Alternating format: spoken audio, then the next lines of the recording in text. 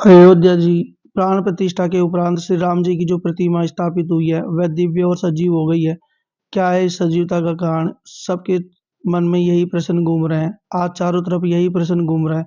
इस बात की पुष्टि खुद अरुण योगीराज, जिन्होंने रामलला की मूर्ति बनाई है, उन्होंने भी बताया कि मैं इस तरह की प्रतिमा दोबारा नहीं बना सकता।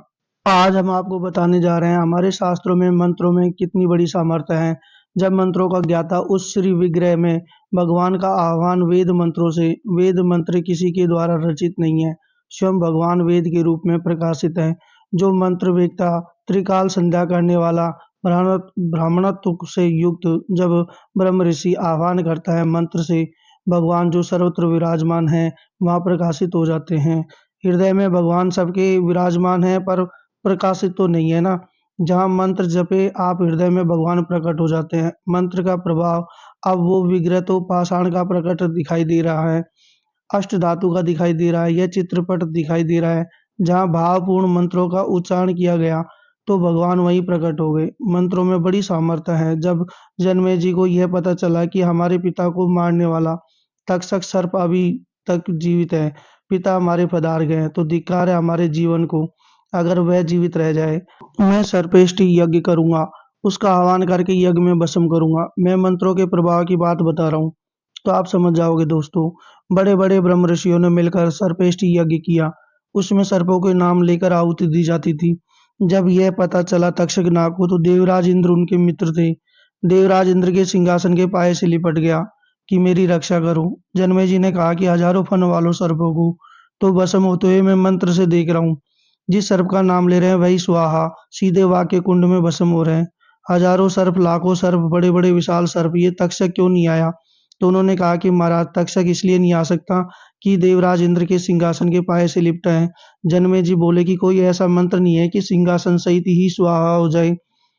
तो ब्रह्म ऋषियों ने कहा कि आप आदेश करो। देवराज इंद्र सहित सिंहासन सहित तक्षक, अभी उन्होंने आदेश कहा कि हमारा आदेश है, यजमान का आदेश। मंत्र वेदता ब्रह्म ऋषियों ने जो ही मंत्र पढ़े, देवराज इंद्र का सिंहासन डोला और देवराज इंद्र तो सिंहासन से कूद गई। लेकिन सिंहासन से लिपटा हुआ तक्षक यज्ञ की आहुति में जाने ही वाला था कि एक आस्तिक नाम के ब्रह्म ऋषि हुए, जो भांजे थे वासुकी नाग के। उन्होंने देखा कि तक्षक चित्कार मार रहा है, तो उन्होंने भांजे थे सर्पों के, तो वो तत्काल से उन्होंने उसको वहीं रोक दिया और जन्मेजय से कहा कि मैं भिक्षा मांगने आया हूँ यज्ञ में, और मांगने वाले को यज्ञ में ना नहीं कहा जाता। ये आहुति मुझे प्रदान कर दो। वैसे ही यज्ञ बंद हुआ। देवराज इंद्र सहित स्वाहा हो जाते अगर वो रोक नहीं देते तो। ऐसे ही द्रोणाचार्य जी ने मित्रता की द्रुपद से, हम मंत्रों की बात कर रहे हैं दोस्तों, द्रुपद जी ने कहा कि जब मैं राजा बनूंगा और कभी आपको आवश्यकता हो तो आप आ जाना, क्योंकि आप ब्राह्मण ब्रह्म ऋषि हैं और मैं राजकुमार हूँ। दोनों गुरुकुल में पढ़ते थे। बिल्कुल सारांश में बता रहा हूँ। द्रुपद राजा बने और पांचाल देश के। अब महाराज को जब अश्वत्थामा प्रकट हुए तो द्रोणाचार्य की आवश्यकताएं बढ़ी, तो उनको याद आया कि मेरा मित्र राजा द्रुपद, तो वहां गए। द्रोणाचार्य जी ने कहा मित्र पहचाना? तो उन्होंने कहा भिक्षुक होकर मेरे को मित्र बोलता है। तो उन्होंने कहा कि मैं द्रोणाचार्य हूँ।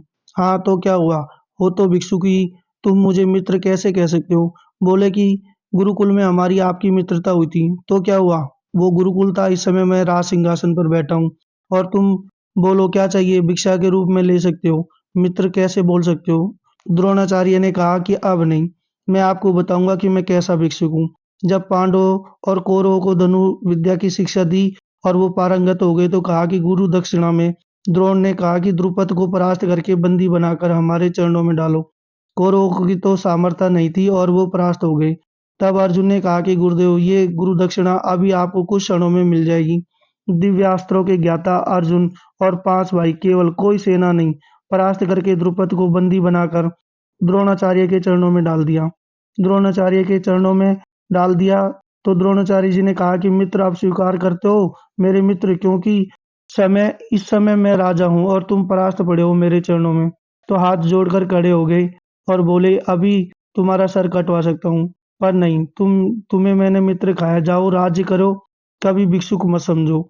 आज से आधे राज्य का कर हमारे घर भिजवाओगे और राजा तुम बनोगे। द्रुपद को बहुत अंदर क्रोध हुआ पर स्वीकार कर लिया सब कुछ। बाद में वो खोज रहे थे कि कोई मंत्र वेत्ता मिले जो द्रोणाचार्य का सर काटने वाला पुत्र पैदा कर सके।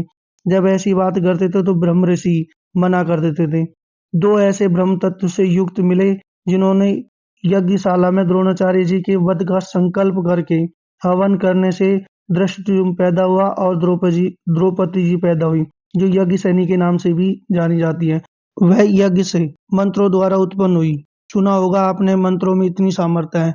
फिर भगवान वेद तो स्वयं भगवान का स्वरूप है, और उन मंत्रों को जब उच्चारण करके आह्वान किया जाता है तो निश्चित ही भगवान विग्रह में प्रकाशित हो जाते हैं। मंत्रों में बड़ी सामर्थ्य है। जब प्राण प्रतिष्ठा हुई तो परीक्षा के लिए मक्खन ऐसे रखा, पिघल कर बहने लगा, क्योंकि ताप तभी होता है जब मूर्ति में प्राण प्रतिष्ठा होती है। मंत्र में भगवान और दूसरा भाव, महापुरुषों का भाव और मंत्र दो, शिव भगवान जहाँ चाहो वहाँ प्रकट कर लो। तेई समाज गिरिजा में रहूं, अवसर पाए वचन एक कहूं, हरि व्यापक सर्वत्र समाना, प्रेम ते प्रकट हुए मैं जाना। यदि मंत्र नहीं आता तो प्रेम हो तो भी भगवान प्रकट हो जाएंगे। एक मंत्र वेत्ता जब जैसे प्रेमी जन भगवान की छवि को लिए हुए विग्रह को छाती से लगा ले, भाव में प्राणों से प्राण, हृदय से भगवान बिल्कुल प्राण प्रतिष्ठित हो गए। जैसे महाभगवत प्रेमी जन मीरा जी ने, मेरे तो गिरधर गोपाल दूसरों ने कोई। अब मंत्रों में और भाव में भी एक तो भक्तों की असंख्य भक्तों के भाव जुड़े हुए थे, जो दशरथ नंदन प्रभु राम जी हैं, चाहे जिस भाव को, लेकिन जुड़े तो है ना। हमारी तो प्रभु है ना। सबके भाव और मंत्र इतना महापुरुषों का, एक से एक महात्मा। आप क्या समझते हो कौन सा महात्मा किस कोटि का, आप क्या समझते हो? मंत्र वेत्ता, ब्रह्म ऋषियों का आह्वान और भक्तों की भावना, और साक्षात प्रभु का घर। वहां पर वो प्रकाशित हो गए उस विग्रह में। भाव तो खंबे में किया तो नरसिंह प्रकट हो गए। मंत्र का उच्चारण भी नहीं किया हो, कोई भाव हमने बताया, एक मंत्र एक भाव और लाखों भक्तों के भाव पहले से ही वहां विराजमान। ऐसा नहीं है कि मंत्र वेत्ता नहीं रह गए हैं, ब्रह्म ऋषि नहीं रह गए हैं, ऐसा नहीं है। हाँ, बहुत ज्यादा संख्या में नहीं रह गए हैं।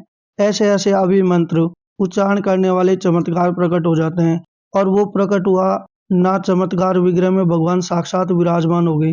पहले जो विग्रह का दर्शन किए हो और प्राण प्रतिष्ठा के बाद तो आपने देख लो साक्षात भगवान उनमें, और ऐसे अनुभव होते रहेंगे, आज नहीं सदा होते रहेंगे कि भगवान साक्षात विराजमान है, इसमें कोई संदेह नहीं है। मंत्र और भाव के द्वारा भगवान प्रकट किए जाते हैं। ऐसे बहुत से उदाहरण आपको देखने को मिल जाएंगे। तो दोस्तों, आपको ये वीडियो कैसी लगी? अच्छी लगी हो तो लाइक करें, कमेंट्स करें, और चैनल पर अगर आप नए हैं तो चैनल को सब्सक्राइब करना ना भूलें। जय श्री राम।